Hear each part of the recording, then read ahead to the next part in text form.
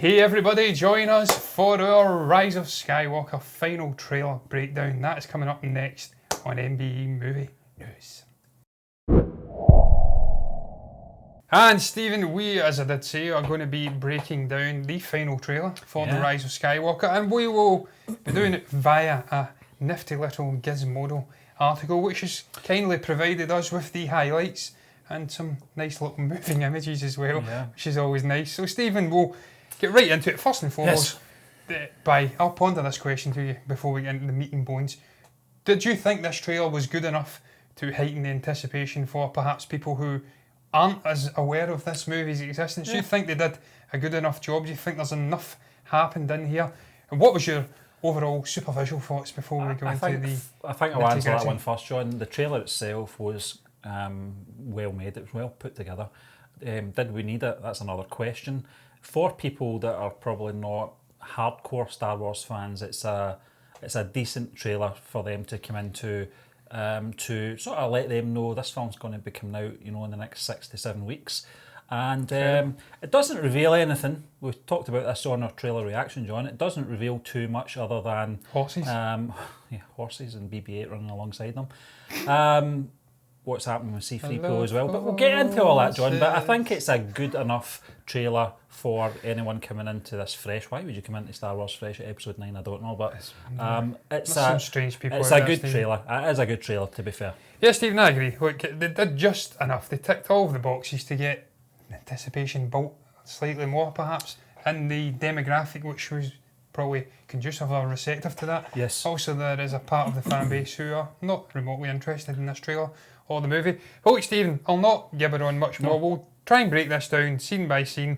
Also, you get that interesting opening shot. It's a densely populated wooded setting, and we have Rey running with a blade, a lightsaber blade, which is something which really anchors the whole trailer. She runs a lot with the lightsaber very much on, which is strange. That seems like it's perhaps hazardous to her health.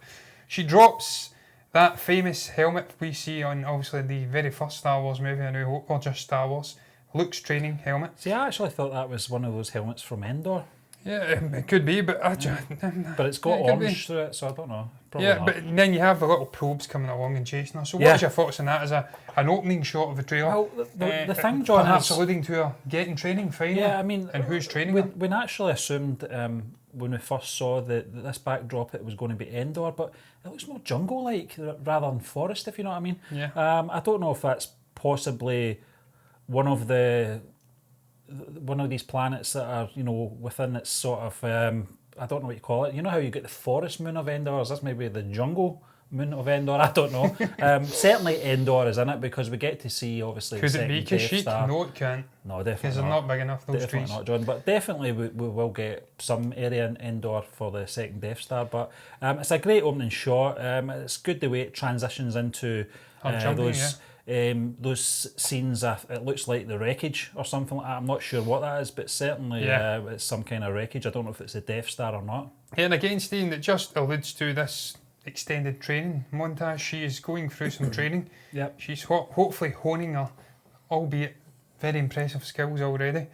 And again, we don't know who's training her. We do hear, I think, what's Finn initially narrates, but then we do hear little missions, if you like, from that's not even remotely the correct word. Little inserts. I don't even know what the hell the word is. It doesn't even matter. From Luke Skywalker, Mark Hamill. So that perhaps inserts. Yes, that perhaps alludes to Luke, maybe as a ghost later, a real form, training Rey from the grave. And then, as you did say, it's a very nice cut. She jumps onto the wreckage, and then again, just looking at Finn, he says the Force has brought us together. Yep, and those binoculars. And those binoculars, which I says in my reaction video, reminded me of the Tusken Raiders, those little receptacle things you see on their head. And it looks like a desert setting, perhaps. I can't really make out from that, but that is reminiscent of the first time we see Finn. Yeah, that's right. The Force Awakens trailer where he pops up. And again, he's just speaking about his relationship. He doesn't look as warm there, right enough. He's not sweating as much. No, he's not sweating as much. He's not been running, obviously, fearful of his life from that wicked First Order. And then we see a very crowded sequence, Stephen. You pointed out Lando. It's a classic Star Wars scene, isn't it? Yeah. It's that sort of meeting room where they all join and they all have a big debate about how they're going to tackle the problem. As you said, John, Was one of the things that stood out to me was Lando there with his yellow attire on. We get to see C-3PO on the left there Is that Admiral Akbar's to Lando's right. offspring? Could be, yeah. It's certainly that species, John. So I don't know where that's set, whether or not that's maybe Yavin, I'm not sure. Well, Stephen, you say that, I can see briefly in the background a wooded setting, so that would perhaps, confirm that it is. It's all taking place on this wooded planet, if you like. It looks very busy. It looks like a mission briefing sort of a setting. Every Star Wars movie seems to have these mission briefing scenes, if you like. Very busy. Nice to see Billy D. Williams right at the centre of it, obviously, as Lando once again. And we've got C-3PO in there. More importantly, Stephen, it looks like we have Oscar Isaac's Poe standing, sort of chairing this meeting, and that would perhaps confirm that he has got a leadership role within the Resistance. This also confirms that we're not going to really see a lot of Leia in this film. No. I think it's going to be very limited. Obviously, naturally it's going to be limited because Carrie Fisher's no longer with us, but also they've only got so much footage they can use as well, rotoscope. So certainly, I think there's going to be a time jump, John. I think we're going to get to see maybe Leia at the start of the film, and then it's going to be a bit of a time jump with her passing. Well, they did hint at that, Steve. You'd get a flashback, perhaps even of a younger Leia, then it'd maybe be something going on. Yeah. And I think there will be some nifty tricks done in there to explain why she's not in the movie as much as she otherwise would have been if she was still with us. But yeah, it's nice to see that continuity from The Last Jedi. The one good thing they did was perhaps elevate Poe to this leadership role in the rebellion or resistance, and this is continuing on to this. He's leading this assault, if you'd like, as he should. He's the ace star pilot, and obviously in the whole sequel trilogy, he's taken over the look and sort of the Wedge Antilles. Rose Tico is in there, yes. Finally, we see a shot. She's back, and she's looking very worried. Yeah. It looks as though there's some action going on here, Stephen. There's horses again. Yeah.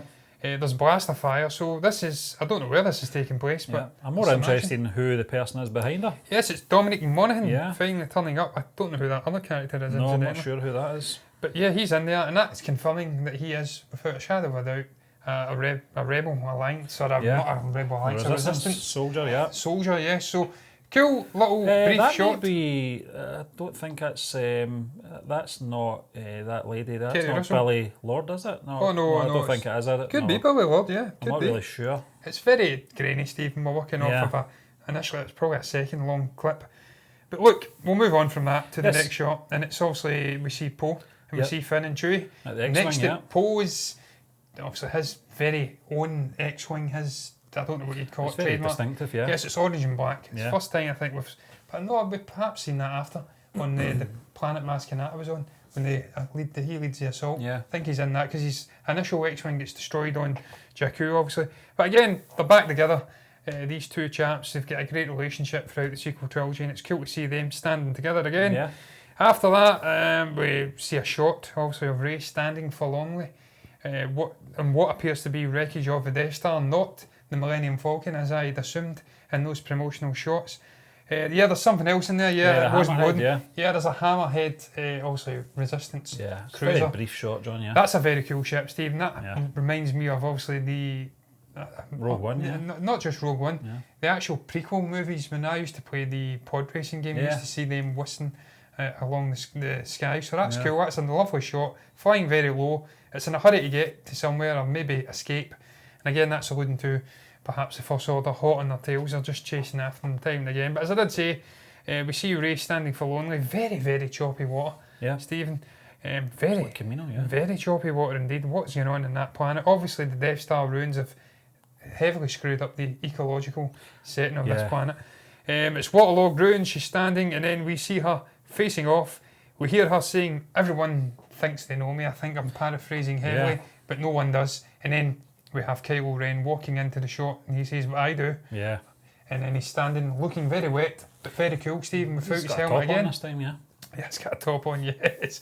Maybe it'll come off at some point because he looks wet as hell. But what a magnificent figure the guy is, with obviously that cool outfit, a cape this time. He ditched that, I think, in The Last Jedi. I'm pretty sure he did. And he has his obviously distinctive... He looked odd without the cape, John, because I remember having a Star Wars figure, the old... I can't remember Kenner Parker, was it? Toys Kenner, where when you took the cape off of Darth Vader, he was very, very skinny looking. It looked odd. Well, that's the way Kylo Ren looked. And Adam Driver is Jedi. much skinnier than David Prince. David Into Prince. that next scene, it's this iceberg scene. I said to you, it's very much like the shape of one of the cloud cities, based in Bespin. Yeah. It looks like it's been frozen over. Obviously, there's a cut in there, which I don't think it's connected to, where we get to see the Emperor's throne. I don't think that's there. No, it isn't. I don't think it's there at all. But perhaps it is. I don't know, Stephen. Lord knows. Yeah. But it does look. I'm saying that. Yeah, I don't know. Because there seems to be lightning, at the back of the throne. Yeah. There's no lightning happening. Stephen, I think that throne setting will take place perhaps on maybe that Star Destroyer we see being elevated out. Yeah. Because there's lots of lightning there. But we see all of these Star Destroyers. I've got a theory, John, on the title of this film. That actual Star Destroyer is called Skywalker. Oh God, the Rise of Skywalker. Yes. Yes, that's it. Yeah, you've nailed it, Stephen. But yeah, look, it's a visually alluring shot also, that iceberg shot. You're absolutely right, that's what it looks like. A whole squadron of TIE fighters flying furiously towards it. It is very, very interesting indeed. Yeah, we're seeing, what is that, Stephen? It's a thumbnail sketch of the from throne. Ralph McQuarrie. Yep, so they've from utilised 1981, John. They've utilised the great Ralph McQuarrie's concept art once again. That's always a great thing, Stephen. I'm all for that. It's a very distinctive looking throne. I heard someone say, why do these obviously antagonistic figures always seem to pick these very uncomfortable looking thrones and seats? Thanos, obviously this one, and then the Game of Thrones, the actual throne in that. It was very uncomfortable looking, all those swords. The only one I know ever had a comfy chair was Dr. Evil and Austin Powers. Yeah. And he had a little control. He did indeed, Steve. A little joystick. But then, Stephen, we do see that momentous moment where the Star Destroyer comes out. What was your thoughts on that? That was I missed it the first time round. I don't know why, because it's very... It's incredible looking, isn't it? I just couldn't make out what exactly was happening at that point. I wasn't sure if it was something. It's like raising the Titanic. Who's raising it? This is the thing. Is it the fleet within it? Well, someone came out. Someone actually had that theory where the whole fleet are under the water and they all come out. I don't know how that would work. This is old school though, Star Destroyer. This isn't First Order. No, this is the one from the original trilogy. This is from the Empire. Yeah, that definitely is, Stephen. It could be that perhaps they all fled after the events of Return of the Jedi. Sure. And then you get, you're saying, wow, Stephen, that next shot of the the Resistance fleet, I always want to say the Rebel fleet. What an amount of ships. Is there any justification for having that amount of ships?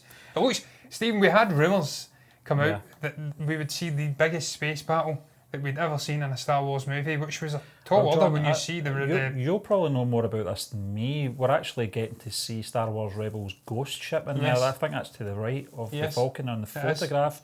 You're getting to see some cruisers as well. You're getting to see some corvettes from Rogue One in there. So they're throwing everything but the potato spud like George Lucas did for that, obviously, the meteor shower that we got in Empire Strikes Back, where they put the potato in there. I think there'll be some kitchen sinks in there. Stephen, I don't know if Ghost will actually have anything more than an actual cameo. This appeared in Rogue One as well, didn't it? I'm pretty sure there was something from Rebels appeared. I can't recall. Style of ship anyway, Yeah, it may have been Ghost, and I think we heard voiceover in that as well. Pretty sure we did. Right. I don't know if we'll get that here. Perhaps it'll just be a little visual Easter egg for the fans, and it's a nice little thing to add in for rewarding the fans for consuming all of the other content. But look, Stephen, it's again, I keep saying alluring, it's a very alluring shot of all of these ships. What the hell are they coming up against? Well, we know later on in the trailer that it was an even more impressive fleet of Star Destroyers. Most impressive, yes. Most impressive. But that's not what we're looking at next time. We're looking at all of the gang coming in to the Millennium Falcon cockpit. What was your thoughts on seeing Rey sitting in the driver's seat? It looks like while Chewie is sitting in the Chewie doesn't look too bothered, to be fair. He doesn't look too bothered. I don't know, he's got a kind of frown on him as if you did. That should be there. But I don't think you want to see Rey piloting it?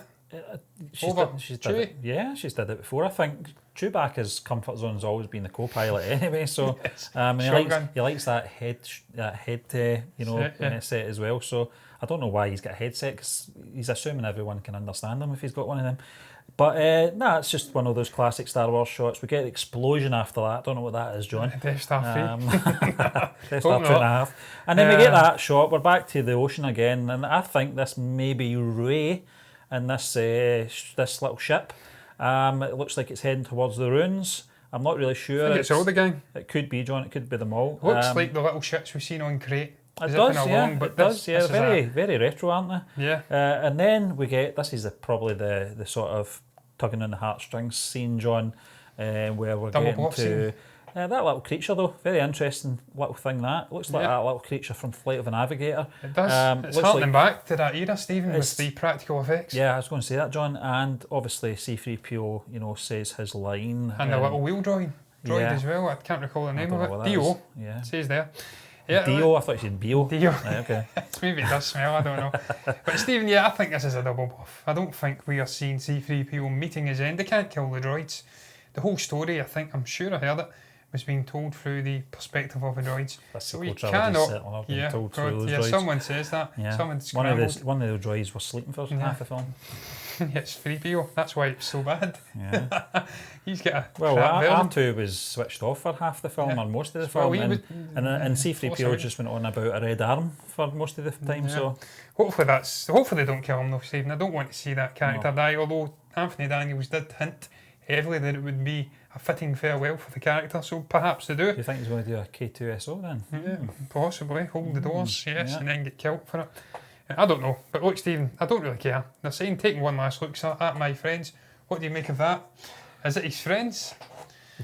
You've got no friends, as that guy said. Is it his friends? What I will say though, Stephen, when he taps on R2D2 right after. Got no friends. Got no friends. Yep. When he taps on R2, that was a neat little hint that that's his one true friend. That's his buddy, yeah. Those I did allude to in the trailer reaction video. Not in real life, because Anthony Daniels was no friend of Kenny Baker. No. But look, Stephen, we will move on because time's going on. It's 20 minutes in already. Chewbacca, random shot of Chewbacca. Yeah, I think he's just sort of replying to C-3PO in that shot. That shot, John, is quite cool. Yeah, them running through. The body's dropping, I don't know where it is. It's perhaps in a Star Destroyer, and it's Finn, Chewie, and Poe. Yep. Running. Taking them all out. Yeah, maybe a recon mission or whatnot. It's funny. I know this is obviously on a loop, but it looks like they keep going through this corridor. Yeah, it's like Star Trek Next Generation. It's the one corridor looking. Yeah. And then we see again that shot of Rey and obviously Leia hugging. Yeah. And I think it's not at that point we hear her saying always, is it? I think that's perhaps somewhere. That's the last shot, John. The very last shot, which is still alarmingly quite a while away. Yep. We see a Y-wing bomber finally. Yeah. That was a neat little nod back to obviously the original trilogy. Yep. And not get much more to add to that. And then we move on to the horse scene. Yeah, the wild horses, yeah. Crazy horses. Yeah. Wow. What do you make of that? I was actually thinking of Valkyrie in Avengers Endgame. I'm expecting wings to come out of these things at some point. Oh, good guy. But I see BB-8's keeping up with the charge anyway. Yeah, he is. Yeah. He's a nifty little droid, that. And then, Stephen, perhaps my favourite shot of the whole trailer. We have the throne room, the destroyed throne room, popping up. I say favourite, some sarcasm in there, because how in the hell did that throne room survive the explosion of the Death Star 2? What happened there? It's almost perfectly I think all it's missing from that shot, John, is probably having like a skeleton lying in a pile of rubble there with the red velvet cape on from the guards. Yeah, that would have been actually quite cool. One of those sycophantic guards. Yeah, but Stephen, after that we have that very strange shot of the statue. What do you think is going on there? Is it a statue? First thing that came into my head, John, was that scene, Hasta la vista, baby. The way it shatters is like when T2 is in solid form. You know, when it goes through the liquid nitrogen. Absolutely. It's that same effect, the sort of brittleness. Stephen, I don't know what that is. Could it be a Knight of Ren, perhaps, in a futuristic carbonite technology, and they're taking them out together? But again, that's alluding that they're teaming up. I'll tell you something, John, the backdrop looks like Bespin again. It does look like Bespin, you're absolutely right, Stephen. Very retro backdrop there. Yeah. Don't know what's going on there. After that, we have a shot of Rey. I've not got much happening here. We've got Rey here. Looks like she's got a dagger in her hand. I don't know what that's all about. Maybe, I have no idea, Stephen. Your guess is probably better than mine. Not sure. And then afterwards, I'm just going to go off your iPad because mine is not loading up at all. Yep. We have a shot of 3PO again, front and centre, with obviously Poe, and I can't see who the hell that is. Next to him, it's Finn. It's Finn, yeah. It is Finn, and this again is alluding heavily to what Anthony Daniels says, that his character would have a front and centre role, and that he was delighted about it. Yeah. And I think the rumours about him being the key to finding the Emperor's location may, in fact, be true, Stephen. After that, we have another magnificent shot of the Star Destroyer's Now, fleet. are they in space? Because we see people running along the surface of one of these here, and they're not. I think they're coming out of the ice, Stephen. Right, okay. I think this is in the uncharted region of the galaxy, an unknown planet.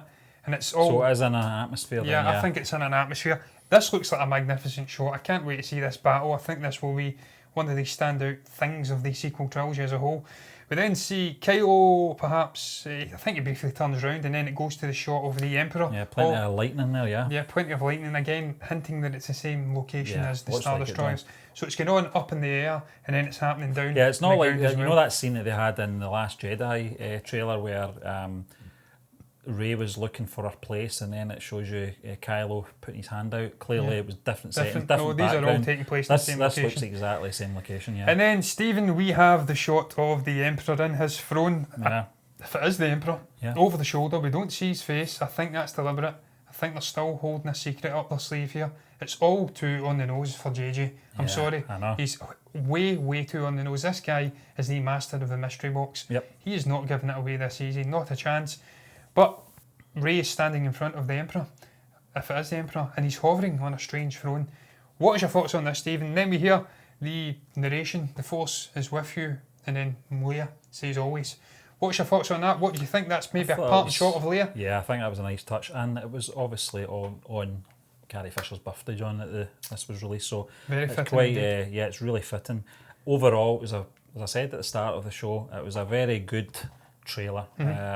Wasn't a trailer we really needed, but it's set up as a reminder of what is to come. It's not giving away too much. We always complain when trailers give us too much of the narration and it basically shows exactly what the film's all about.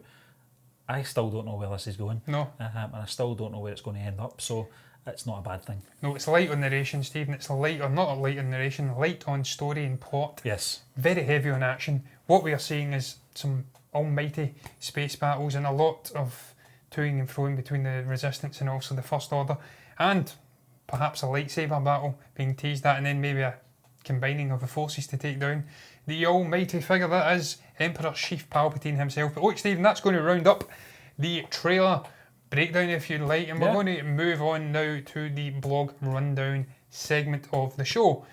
What have we got coming in first, Stephen? Yeah, John, we're just going to continue with the show, and it's a review coming in from Philip Henry. It's Rambo Last Blood from this year. Yes. Directed by Adrian Grunberg and stars Sylvester Stallone, Yvette, Monreal and Paz Vega.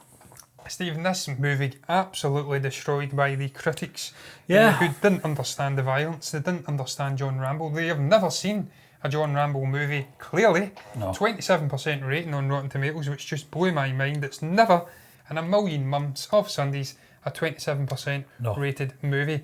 Thankfully, Philip Henry has seen a John Rambo movie, and he goes into this armed with the knowledge of what you're going to get in a movie like this, and he, I think, got a great deal of enjoyment out of it, Stephen, like I did. But and look, I completely agree with what he says at the bottom. In conclusion, really, I'm not going to conclude the review that quickly. I'm just going to see why it's so important that I agree with him. He says, if you like low-life human traffickers getting what's coming to them, you won't be disappointed. Yeah, John. You could really end the review there, because that's what this movie is. But he's absolutely right in what he says, Stephen. It's John, much more than that. There's emotional elements in there as well. The first hour, hammers home, obviously, the sort of emotional and the relationship he's got with the mother and daughter as well. Yeah. Which I know Philip says this as well. They don't really go too much into that, but that's not the point in the film anyway. It's that first hour of the film is really setting up the justification of what comes as well, and why John Rambo does what he does because of his emotional attachment to obviously his adopted family, if you like. So overall, the violence, John. It is a violent film. We can't get away from that, okay? I love that. But I thought the violence in Rambo 4, just my opinion, was more graphic. It was, I don't know what it was. It was just more... visceral? Yeah, it was more real because it's things that you always hear in the news when there's obviously civil war in parts of the world and stuff like that. You hear of the horrific violence and obviously the the weapons that these people use as well to maim and kill people. So that kind of really shocked me when I watched Rambo 4. And I've obviously seen the first 3 films, so getting into that film I was prepared, but still shocked as well. And into this one, still mentally prepared to get into this one, but I felt that this was more like a revenge film that is a bit different from the other Rambo films. Rambo was always going into the first film. He was obviously the wrong guy in the wrong place at the wrong time, and just defending himself. The second film, obviously, he's going into rescue these soldiers. The third film's very much similar in that sense. Rambo 4 kind of picks up. Rambo 4, I always say, is the sort of one that sort of recaptures what you saw before, but because of the time it was released, it was like a reminder of the franchise. Yeah. This one is different again. It's almost like, how can I put it? It's like Home Alone crossed with Taken, It's a Western as well. Yeah, and Death Wish, Yeah, very strong Western vibes in there, Stephen, for me. Yeah. Just this grizzled, wiser version of a character. He'd settled down, as Philip does say in the previous Rambo movie. He goes off to live a simple life on his ranch, but franchises never allow that to happen. They always have to come back again and give us another story. And look, I'm glad they did give us it, because I actually really enjoyed it. I thought it was a fitting conclusion to the character. I hope he never comes back again and does a prequel or whatnot. There was talks about that. But he's right, Stephen, you're right as well about the simplistic way in which the first half of the movie sets up, obviously, these antagonistic villains. That doesn't even make sense. It's the same word I'm doing a certain person. But look, we'll not get into that. But it sets up the antagonists in there, obviously, nefarious ways perfectly. Yeah. You have no connection with them whatsoever. You want to see them meet their grisly end, and then it just beautifully gives them that fitting end in the last half hour of the movie. And it's some of the most enjoyable violence I've seen in a long, long time. I'm not one of these precious little snowflakes who gets all butthurt about violence. I like to see a good violent movie every now and again. Seen it with Death Wish, as you spoke about. Seen it with Peppermint. Seen it with a whole host of other. John Wick's a classic example. Quite violent movies. This one is it's very violent in parts. You've seen heads getting blown off with shotguns, rakes getting in, people getting impaled with arrows and whatnot, but it isn't as violent as that 2006 movie, was it? 2008, I think it was, John. 2008. It's because of the realism, as real as it can get, just because of the circumstances where all the violence that was in this film was set up by the main character and had a purpose. It was set up in a way to, obviously... Yeah, that was more like a realistic war setting, if you like, and so it came as more of a surprise when you seen people getting gunned down and whatnot and legs getting blown off. But Stephen, he's right, as I did allude to previously, about that emotional undercurrent. Also the connection with the young girl, as you did say, when she... I don't want to give it away, when something happens to her, it's an emotional end for the guy. You can feel his pain. Not an emotional end, it's an emotional moment for the guy. You can feel the real pain, and that then sets up a catalyst, that sets up that ending, and just the way that he goes about taking them out one by one, as you did say, like the Home Alone sort of a setup. It was like Home Alone R-rated, like the Operation Ho Ho Ho. Yeah, like the Corridor Crew did, but on steroids. But Stephen, I've really enjoyed it. It's never a 27% rated movie in your life. These snowflake liberal reviewers really want to get a grip of themselves. Go back and watch a Rambo movie, and then you'll get what the hell's going on here. Adrian Grunberg done a fantastic job. Sly Stallone came back, and look, the guy's 73. Philip says it. He's not a guy you'd want to mess with even now. He does a great job. He exudes charisma and screen presence, and look, I enjoyed the ending. I thought it was a fabulous ending to the franchise. It certainly was, John. But we'll move on to... it was another great review as well, Philip. Yes. We'll move on to our next review, John. This is coming in from the Movie Couple, and it's another film from this year. It's Joker. And this film was directed by Todd Phillips, starring Joaquin Phoenix, Robert De Niro and Zazie Beetz. You could have ended it at Joaquin Phoenix, Stephen, because realistically it was just the Joaquin Phoenix show. Yeah, and Jerry and they both Elizabeth agree. Do say that, Yeah, they thoroughly enjoyed his performance. Yeah, and Stephen, you can't not. As Jerry primarily says, it's a real Oscar-winning performance, and I think he will win an Oscar for it. I think he's the nailed-down favourite, which is a shame for, obviously, Leonardo DiCaprio, because he was wonderful as Rick Dalton, but very different type of performance. You never know, John. You never know, but look, I want to see Joaquin win it. I think it's his time. Leonardo had his time. This is this guy's time. He's never won an Oscar, and if he can't win an Oscar for this, he will never win an Oscar, because he is unbelievable. Such a nuanced and an introspective performance at times, just the little facial expressions. Jerry says it, and the way that you can feel his anger burning in him, and then there's elements to this review which I don't agree with. Also, Jerry No. loved the performance. He even liked the performance of the obviously side characters of Bob De Niro and Zazie Beetz, as did Elizabeth. But he wasn't as keen on the story, and I can understand why. Because Jerry is a big comic book fan. He reads the comic books, and this isn't a traditional comic book story. It's not adapted straight from a comic book story. This is essentially a standalone movie. As he does say, it's more in the vein of a Taxi Driver. It's got clear, it's got clear inspiration from Taxi Driver and The King of Comedy. They are the two movies. Jerry does mention as well that the studio actually went out their road to make sure that people understood this was not a comic book film. It's not part of any grand franchise or anything like that with DCEU or anything like that. It's just taking one character and obviously establishing his roots. That's what I got from the film. Obviously, Jerry does mention, if you're going to go down that road, and I do agree to an extent, then why include the Wayne family? Yeah. I think it needed something. Perhaps maybe that figure in Gotham, he's probably the biggest figure in Gotham as well at that point, till his son puts the cape on. It needed something to send him over the edge. And that toilet scene, John, was one of the best scenes in it, where he absolutely nails him with a punch. The sound of it as well, but that just highlights, Stephen, that he's not this sort of a angelic figure. No. There's a lot of corruption. It's a really horrible place to be. Gotham City at that point, it always seems to be a horrible place in general, incidentally. But again, that just highlights his mother's obviously saying at the beginning of the movie again, he'll come and save us. She's sending letters to him. She sees him as this holier than thou figure. He will come down and also redeem them or save them from the situation. One of the things that he never does. No, exactly, John. And one of the things Jerry, I think, disappointed in the film was obviously the way they went. The direction they went with the character. It wasn't going to be this, agent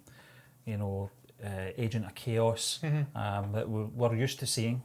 Just an absolute madman. This was going to be a more sympathetic side to the character, but this is just one version of the character. The Joker wasn't called Arthur Fleck. The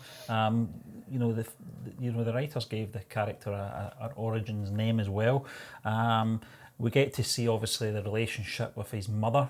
There's obviously a scene involving his mother. I think that's the scene that sets him free eventually, which is quite ironic because his one mother person it was the only person in his life. But there is obviously there's obviously sequences in that film at first that confused me until it clicks maybe about 5 seconds after you see it, where you're getting to see distorted events through his sort of mindset, which you actually believe is happening at that time. Obviously the one in the chat shows a bit too far-fetched, hugs him and whatnot. but the one obviously with the neighbour confused me a lot. That was a little bit more ambiguous, that one. You don't know whether it's actually happening or not, but then obviously it's revealed that he's but it's kind of getting you into his mindset as well. The director's playing a clever trick on the audience as well to getting you sucked into his sort of mindset and believe in his mindset, because there was times, obviously where you're like, is this real or is it not real? And that was the way that the director wanted to take this film. We've spoke previously, John, that this film was only going to get made as long as Joaquin Phoenix wanted to, obviously take part in it. So it says a lot for the trust that the director had in the actor as well, to be able to pull this off. He certainly did pull it off. I found myself as well emotionally drained at the end of this film. I thought it was, and that was based on the performance from Joaquin Phoenix, John. Because you do connect with him, Stephen. Even though he is this lunatic figure. And he is a lunatic figure, and I think the best moment that perhaps sums it up, it's not even the violence. No. The disconnect from everyone else is the moment where he's sitting watching the stand-up comedian and he's laughing at different times from the rest of the crowd. That shows you he's not connected to the rest of society. And I think it was just, the movie was just littered with so many little moments like that from Todd Phillips, where he's intelligently letting you in that this guy is not quite hanging together right. He is. It isn't hanging together right anyway, but it's just, there's little moments in there, if you go back and think about it, that it was even though you're sympathising with him, this guy was never on the same plane of reality to anyone else. And that's the one thing I would probably disagree with. There's a couple of things. Obviously, the sympathy towards killing, I did say that I was completely on his side, because he obviously goes through some horrendous things. A lot of really shit. He highlights the things as well, especially to the De Niro character right at the very end, and he's before he does what he does. He says, you're not a nice person. You've brought me on here, I'm paraphrasing here, to ridicule me. You're not my friend. You're trying to, obviously make a spectacle of me to make yourself look like a good person. And he wasn't. Stephen, I laughed at that scene when he actually shot him. I don't know if that says more about me, but I actually laughed. I thought it was hilarious. Clearly I'm unhinged as well. No, yeah, John, you get reality and you get obviously yes. film. So yeah, but Stephen, just the fact that he wasn't going out and massacring, there was more sympathy perhaps to his actions. Again, I think the fact that the guy was completely unhinged and it was revealed in a few nuanced and little quiet moments, even though there is a certain degree of sympathy towards his actions, you can, as you did say, you're rooted to reality. You can understand what's going on there. It's not going to go out and inspire a spree of kills unless you're a complete lunatic. It isn't. There's enough things done there to show you that he's disconnected. And even though there is, as I keep saying, elements of sympathy within there, it's still an unlikable chap. He's a weird guy. He's hanging together. The final thing I was going to disagree with, it's perhaps just left my mind. I can't even recall what the hell it was now because I went off on a complete tangent. I think it was the pacing of the film, the length of the film. No, it was something else. It completely left my mind because I went off on a complete tangent. But Stephen, it's one of my movies of the year. I just thought it was absolutely wonderful. From the performance of the obviously Joaquin Phoenix through to the directing, I thought it was just perfect. If that was what it was. My one criticism would be perhaps, it's not even disagreeing, I'm talking absolute crap. My one criticism would be the clear similarities to Taxi Driver and The King of Comedy. It's close to the bone. Yes, it's a little bit. You can tell that he's ripped it off slightly, but there's enough differences in there to get over it. It didn't take me out of the movie. Overall, though, John, it's a great film, and it was a great review as well from the movie couple. We'll move on to our final and third film of the show. It's coming in from D.M. Anderson. It's a film from 2019 called 3 from Hell. Now, this is a horror film, John, from Rob Zombie, who obviously is very famous for this genre. He also wrote this movie, and it stars the likes of Sherry Moon Zombie. I take it they must be related. I would hope so. Bill Moseley and Sid Haig. Stephen, I can't lie, I don't know much about it, but from what Dave says, and look, he's obviously watched The Devil's Reject, which this is a precursor to, I think a prequel to. It's very intelligent the way that they're kind of bleeding it in from this one movie to the other. It's almost like a culmination of the events started in that movie. I think his one criticism is one character doesn't come over. I think it's perhaps I can't see the character's name in front of me, but one of the primary characters doesn't come over. They do try to replace him with another one. I think it's Richard Brake comes in, and he's no Sid Haig.